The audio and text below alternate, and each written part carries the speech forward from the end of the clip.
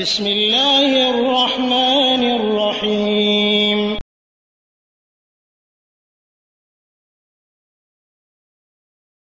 আসসালামু আলাইকুম ওয়া রাহমাতুল্লাহি ওয়া বারাকাতুহু। আলহামদুলিল্লাহ, আসসালাতু ওয়াসসালামু আলা রাসূলিল্লাহ, আম্মা বা'দ।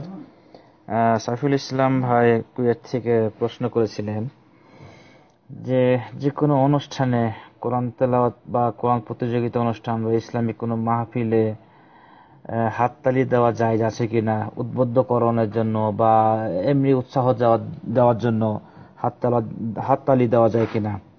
জি না, হাততালি দেওয়া একেবারে হারাম। এটা কোনো অনুষ্ঠানে দেওয়া যাবে না, কোনো ওয়াজ মাহফিলও না, কোনো কোরআনের অনুষ্ঠানে না, কোনো ইসলামী অনুষ্ঠানেও না, এটা জায়েজ নয়।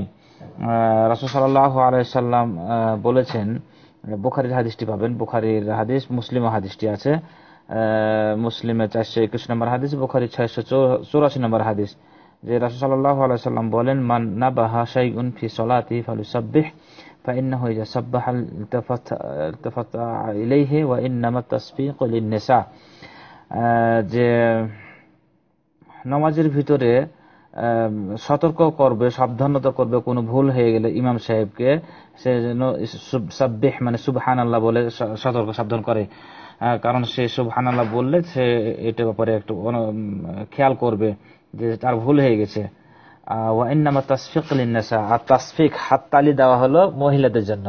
তাহলে এই হাদিস থেকে আমরা পাইলাম যে তালি শুধুমাত্র মহিলারা দিবে নমাজে। মহিলারা যে ভিতরে যদি তারা জামাত করে, তাহলে তাদের ভুল হয়ে গেলে তারা হাতের তালি দিয়ে এটা স্মরণ করে দিবে অথবা ভুলটা শুধরিয়ে দিবে। কিন্তু পুরুষেরা না, পুরুষেরা সুবহানাল্লাহ বলবে।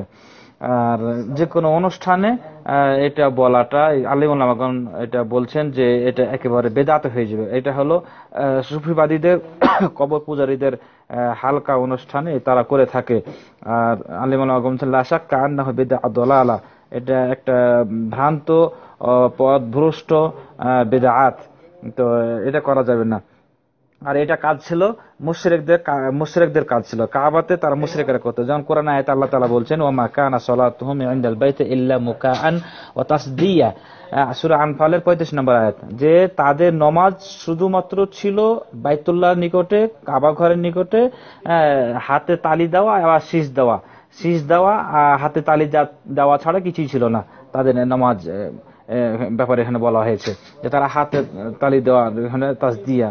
তো এখানে তাহলে যে কোনো অনুষ্ঠান, এই জন্য যেমন শেখ সালেহ উসাইমিন, ইবনে বাজ সবাই এটিকে বিদআত বলে আখ্যায়িত করেছেন।